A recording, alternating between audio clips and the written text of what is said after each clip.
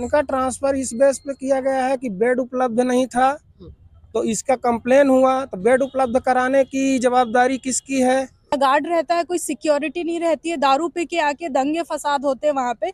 लेकिन तो भाई पैसे का लेन देन हुआ तो सीएमओ सर से पूछा गया कि आप बताइए कि आपने उस पेशेंट से बात की है जिससे पैसा लिया गया ना मैडम, जो काम नहीं कर रहे हैं वो बढ़िया है, जो काम कर रहा है ईमानदारी से वही शोषित हो रहा है, वही प्रताड़ित। कार्रवाई हुआ, कभी देखने नहीं आए, झांकने नहीं आए, और ऐसा होता है। ये तो दंड है, एकदम दंड जी। तो मेरी जगह कोई आना चाहता है, बाबू लोग से पूछो तो बोलते हैं उन लोग को यहाँ आना चाहते हैं तो आपको उधर कर देते हैं और उन लोग को इधर हो जाता है। ऐसा कर हमको पता भी नहीं चलता कि ट्रांसफर कब हो रहा है।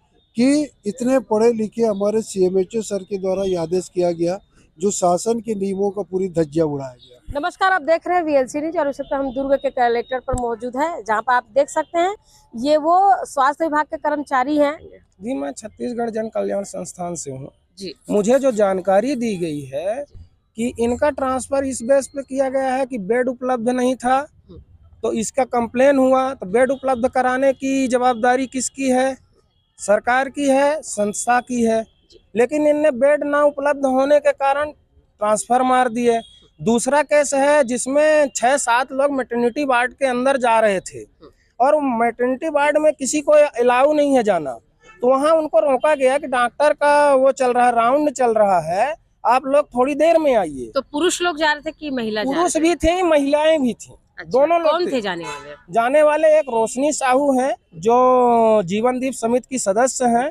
उनने अपना परिचय भी दिया, उनको बताया भी गया कि आप लोग थोड़ा वेट कीजिए, डॉक्टर का राउंड चल रहा है, डॉक्टर के राउंड के बाद आपको अलाउ हो जाएगा। ऐसा नियम में है कि अगर डॉक्टर राउंड पर है तो किसी को अंदर जाने न दिया जाए? ऐसा नियम है मैडम कि डॉक्टर का अगर राउंड चल रहा है तो वहाँ केवल एक आदमी जा सकता है जी। 8-10 लोग नहीं जा सकते। हाँ, फिर क्या हुआ? ये 8-10 लोग जा रहे थे, 10 लोगों को रोका गया, तो ये लोग कंप्लेन कर दिए और उस कंप्लेन के बेस पे ट्रांसफर मार दिए। ये कोई नियम नहीं है। तो क्या आपके उच्च अधिकारी ये बात जानने की कोशिश नहीं की? बिल्कुल कोई जानकारी लेने की कोशिश नहीं की गई। तो ये ट्रांसफर का आदेश आप लोग के हाथ में कब आया? ट्रांसफर का आदेश 26 तारीख को शाम को पता चला, जो ग्रुप में डाले कि इन लोगों का ट्रांसफर कर दिया गया।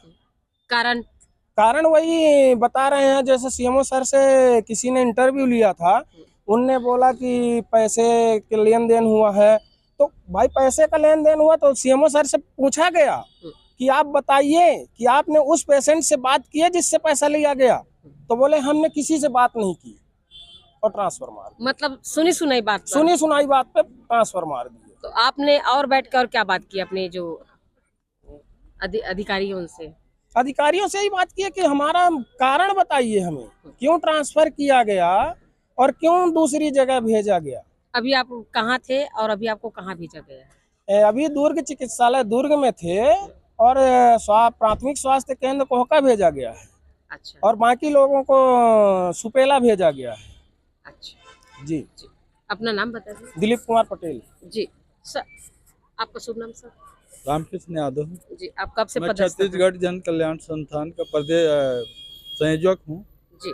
और हमें पता चला कि हमारे जो स्वास्थ्य कर्मचारी ये बंधु हैं, इनको अकारण जो है इनका ट्रांसफर कर दिया गया।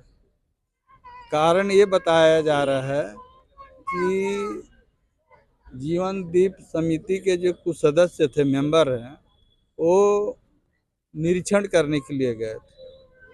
तो अब चलिए सर, आपके पास आती हूँ मैं जी। आपका नाम बताएं। मेरा नाम नेहा अर्पणा मसीह है, मैं प्राथमिक स्वास्थ्य केंद्र कोहका में हूँ और कोहका में अकेले स्टाफ नर्स ड्यूटी करती है। कभी जीवनदीप समिति वाले जांच करने नहीं आए। हमने डिमांड पे डिमांड दिया गया कि एक स्टाफ नर्स अकेले ड्यूटी करती है वहाँ पे, ना गार्ड रहता है, कोई सिक्योरिटी नहीं रहती है, दारू पी के आके दंगे फसाद होते हैं वहाँ पे।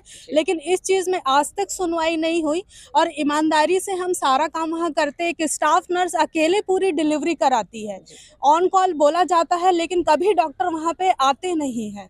आरए में लोग की पोस्टिंग है, लेकिन आरए में दिन में ही ड्यूटी करते हैं अपना, और वो कभी नर्सिंग स्टाफ का सपोर्ट नहीं करते हैं। और बिना जांच के मैडम उन्होंने हमारी ड्यूटी जिला अस्पताल दुर्ग में लगा दिया गया है।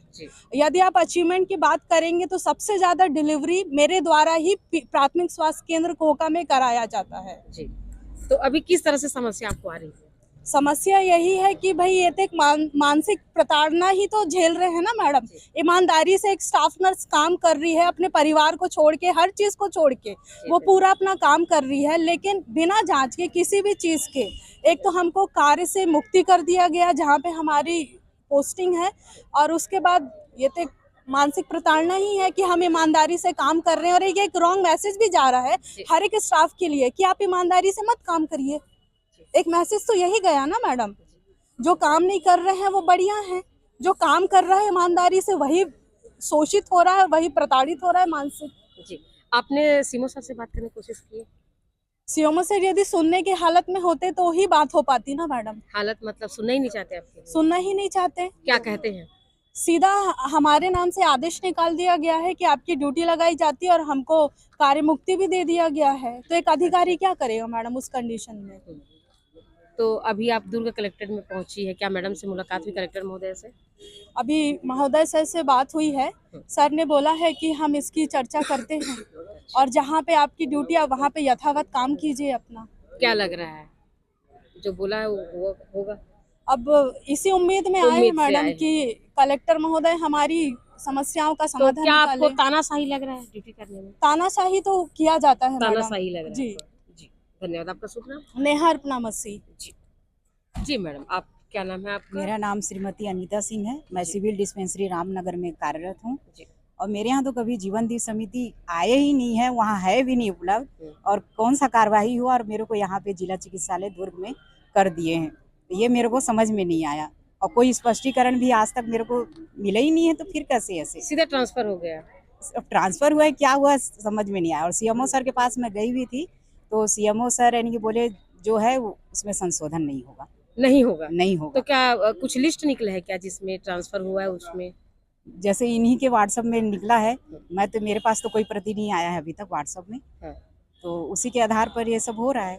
तो आप कैसे, मतलब अभी आपको कहाँ जाने बोल रहे हैं? अभी मेरे को यहीं जिला चिकित्सालय दुर्ग में। दुर्ग में, और भिलाई से थे? जी, मेरा तो आपको रामनगर। अगर आपको आदेश नहीं मिला है तो आप कैसे कह सकते हैं कि आपका ट्रांसफर हो मैं गया है? सर मैं मैडम पेपर में पढ़ी, तो मैं उसके अनुसार से मैं भी आ गई जिला तो चिकित्सालय पेपर में आया है, मीडिया में आया है, जी, या जी। व्हाट्सएप ग्रुप में आया है, लेकिन जी। आपके हाथ में अधिकारी का लेटर तो नहीं आया ना? अभी तो नहीं है, तो खैर मिल जाएगा मेरे को, दुर्ग से हो तो मिल ही जाएगा, पर अच्छा। है पेपर में तो नाम है तो है ही है। तो मेरे यहाँ तो जीवन दीप समिति आया नहीं है, तो कैसे कार्रवाई हुआ? कभी देखने नहीं आए, झांकने नहीं आए, और ऐसा होता है? ये तो क्या- दंड है एकदम। दंड? जी, दंड है ये तो, उसको और क्या बोलेंगे। जी। क्या लगता है इस तरह का जो आपके साथ जो हुआ है बगैर जानकारी के, जो आपको आदेश ले? यानी कि एक प्रताड़ना टाइप का लग रहा है। हम तो अपने जगह में एकदम अच्छे से ही कार्य कर रहे थे, वहाँ के पब्लिक लोग से भी पूछ लेंगे कि मैं कैसा सिस्टर हूँ तो वो बता देंगे भाई। जी।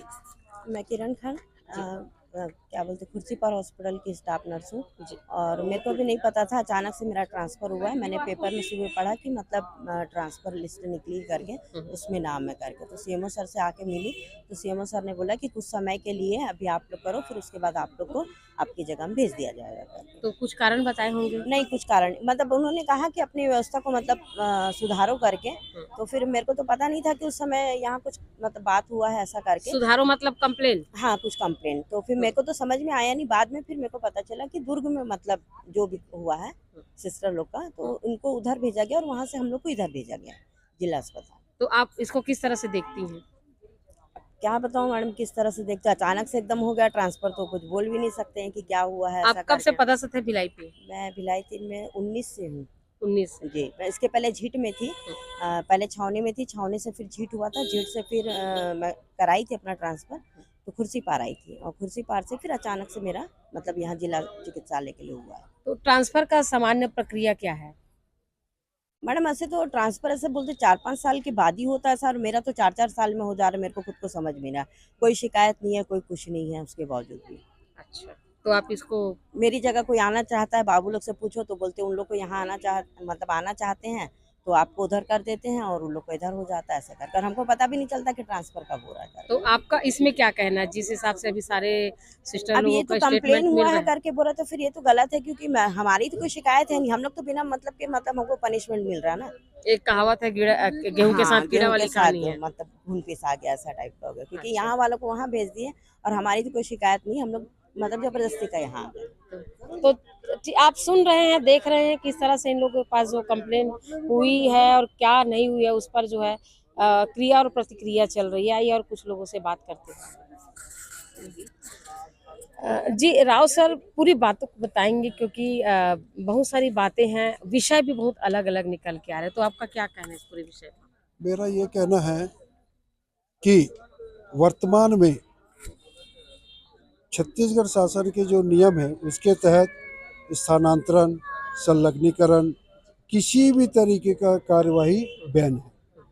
और ये दुखद आश्चर्य है कि इतने पढ़े लिखे हमारे CMHO सर के द्वारा ये आदेश किया गया जो शासन के नियमों का पूरी धज्जियां उड़ाया गया, क्योंकि अभी संलग्नीकरण वगैरह कर नहीं सकते।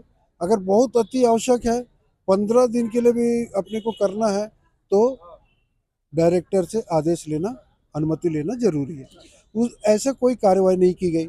हम लोगों ने भेंट किया CMHO सर से परसों, तो उनके द्वारा कहा गया कि कलेक्टर मैडम ने उनको आदेश दिया, हमने कर दिया, उसके आगे मैं कुछ नहीं जानता। मैं बोला सर एक तो ठीक है, शिकायत मिली है, विभागीय जांच होती, विभागीय प्रक्रिया है, विभागीय जांच समिति बैठक करते, उसके बाद में उनका स्थानांतरण करते या और कुछ भी करते, लेकिन स्थानांतरण तो कर नहीं सकते। आपको और कोई कार्रवाई करना था, वेतन रोकना, कुछ ना करना था, लेकिन मतलब सजा के लेकिन जांच तो होनी थी। भाई ये लोग तो अपना पक्ष नहीं रखे।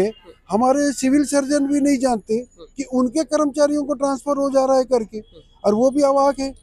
भाई एकदम ट्रेंड 25-30 साल से ट्रेंड हमारी स्टाफ नर्सेस है यहाँ पर। दुर्ग जिला, बालोद जिला, बेमेतरा जिला के सब हमारी माताएं बहनें आती हैं जिनका डिलीवरी वगैरह होता है। पूरे छत्तीसगढ़ में सबसे अधिक डिलीवरी अपने दुर्ग जिले में होता है, लगभग रायपुर के बाद में। उसके बावजूद भी इतने सारे प्रशंसा पत्र वगैरह ये सबको मिले हैं, स्थानांतरण कर दिया गया। उज्ज्वला देवांगर मैडम इतनी वरिष्ठ गायनोकोलॉजिस्ट हैं, उनका स्थानांतरण कर दिया गया।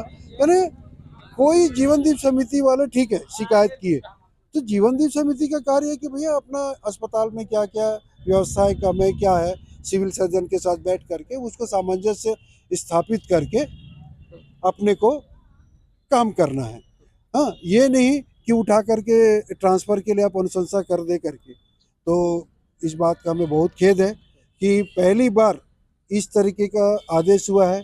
6 कर्मचारियों को जिला चिकित्सालय से अधिकारियों को बाहर कर दिए और बाहर वाले पेरीफेरल वाले को यहाँ लेकर के आए हैं। संगठन इसका घोर निंदा करता है इस आदेश का, और तत्काल इस आदेश को निरस्त करने की मांग करता है। और अभी हम जनदर्शन में कलेक्टर महोदय मैडम को दिए हैं,